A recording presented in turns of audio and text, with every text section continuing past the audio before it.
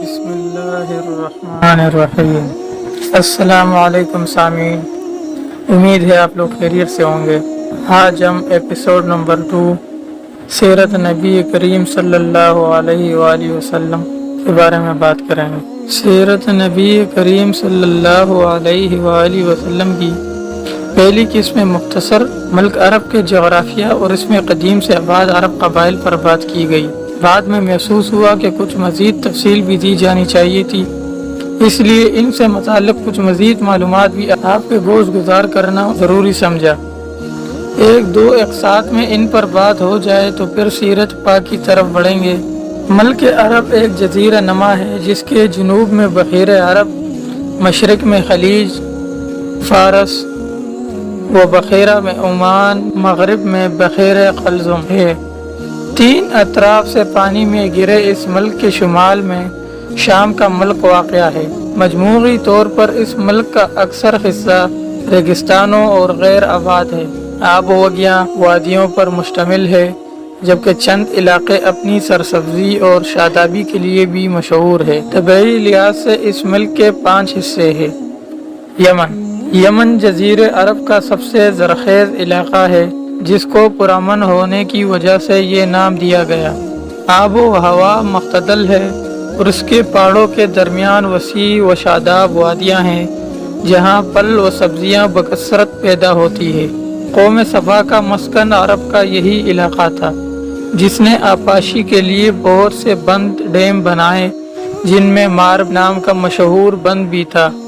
اس قوم کی نافرمانی کی وجہ سے جب ان پر عذاب آیا تو یہی بند ٹوٹ گیا تھا اور ایک عظیم سیلاب آیا، جس کی وجہ سے قوم سبا عرب کے طول و عرض میں منتشر ہو گئی۔ حجاز یمن کے شمال میں حجاز کا علاقہ واقع ہے۔ حجاز ملک عرب کا وہ حصہ ہے جسے اللہ نے نور ہدایت کی شمع فروزاں کرنے کے لیے منتخب کیا۔ اس خط کا مرکزی شہر مکہ مکرمہ ہے، جو بے آب و گیاں وادیاں پہاڑوں پر مشتمل ایک ریگستانی علاقہ ہے۔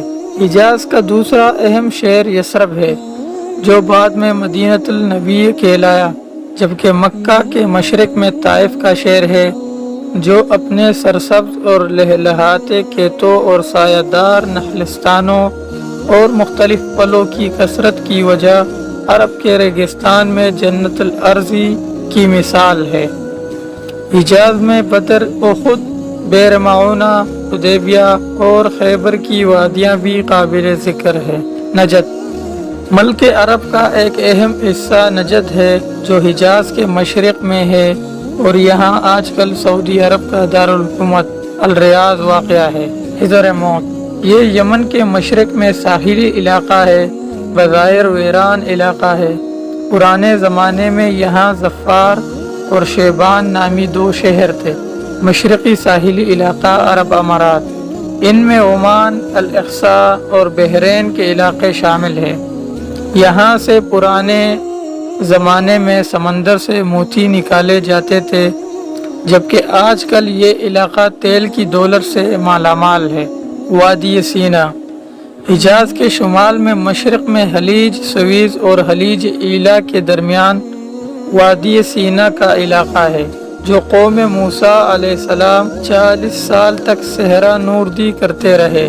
طور سینا بھی یہی واقعہ ہے جہاں حضرت موسیٰ علیہ السلام کو تورات کی تختیاں دی گئی۔ یہ بات ذہن میں رکھے کہ اصل ملک عرب میں آج کے سعودی عرب، یمن، بحرین، عمان کا علاقہ شامل تھا، جبکہ شام، عراق اور مصر جیسے ممالک بعد میں فتح ہوئے اور عربوں کے ایک کثیر تعداد وہاں نقل مکانی کر کے آباد ہوئی اور نتیجتاً یہ ملک بھی عربی رنگ میں ڈل گئے، لیکن اصل عرب علاقہ وہی ہے جو موجودہ سعودی عرب، بحرین، عمان اور یمن کے علاقے پر مشتمل ہے، اور اس جزیرہ نما کی شکل نقشے میں واضح طور پر دیکھی جا سکتی ہے۔ عرب کو عرب کا نام کیوں دیا گیا؟ اس کے متعلق 2 آرائیں ہیں۔ ایک رائے کے مطابق عرب کے لفظی معنی فصاحت اور زبان آوری کے ہیں۔ عربی لوگ فصاحت و بلاغت کے اعتبار سے دیگر اقوام کو اپنا ہم پایا اور ہم پلا نہیں سمجھتے تھے۔ اس لیے اپنے آپ کو عرب فصیح البیان اور باقی دنیا کو عجم یعنی گونگا کہتے تھے۔ دوسری رائے کے مطابق لفظ عرب عربہ سے نکلا ہے، جس کے معنی صحرا اور ریگستان کے ہے۔ چونکہ اس ملک کا بیشتر حصہ دشت و صحرا پر مشتمل ہے، اس لیے سارے ملک کو عرب کہا جانے لگا۔ عرب بعیدہ یہ قدیم عرب لوگ ہیں۔ جیسا کہ پہلے ذکر کیا، مورخین عرب قوم کو 3 گروہوں میں تقسیم کرتے ہیں۔ عرب بعیدہ یہ قدیم عرب لوگ ہیں جو اس ملک میں آباد تھے۔ ان میں قوم عاد و قوم سمود کا نام آپ میں سے اکثر نے سن رکھا ہوگا۔ ان کے علاوہ عمالقہ، تسم، چدیس، امیم وغیرہ بھی اہم ہیں۔ ان لوگوں نے عراق سے لے کر شام و مصر تک سلطنتیں قائم کر لی تھی۔ بابل اور اشور کے سلطنتوں اور قدیم تمدن کے بانی یہی لوگ ہیں۔ یہ قومیں کیسے صفحہ ہستی سے مٹ گئی، اس کے متعلق تاریخ ہمیں تفصیل سے کچھ بتانے سے قاصر ہے، لیکن اب بابل، مصر، یمن اور عراق کے آثار قدیمہ سے انکشاف ہو رہے ہیں اور کتابیں لکھی جا رہی ہے، جبکہ قوم عاد و سمود کے حوالے سے قرآن مجید ہمیں بتاتا ہے یہ قومیں اللہ کی نافرمانی اور سرکشی میں جب حد سے بڑھ گئی تو ان کو عذاب الہی نے گھیر لیا اور یہ نیست و نابود ہو گئے۔ عرب عربہ عرب عربہ کو بنو قحطان بھی کہا جاتا ہے۔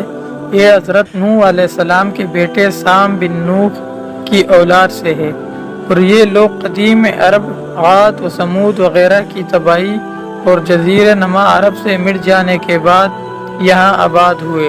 قحطان حضرت نوح علیہ السلام کا پوتا تھا، جس کے نام پہ یہ لوگ بنو قحطان کہلائے۔ عرب عربہ یعنی بنو قحطان کا اصل گہوارہ ملک یمن تھا۔ ان میں سے 2 قبائل نے بڑی شہرت حاصل کی، ایک حمیر اور دوسرا کہلان۔ بنی کہلان نے ہی آگے چل کر ملک شام کے اطراف میں بادشاہت قائم کی اور آل غسان کے نام سے مشہور ہوئے۔ جی سامعین، یہ تھا آج کا ایپیسوڈ۔ امید کرتا ہوں آپ لوگوں کو یہ بہت پسند آیا ہوگا۔ تو ملتے ہیں اگلے ایپیسوڈ میں۔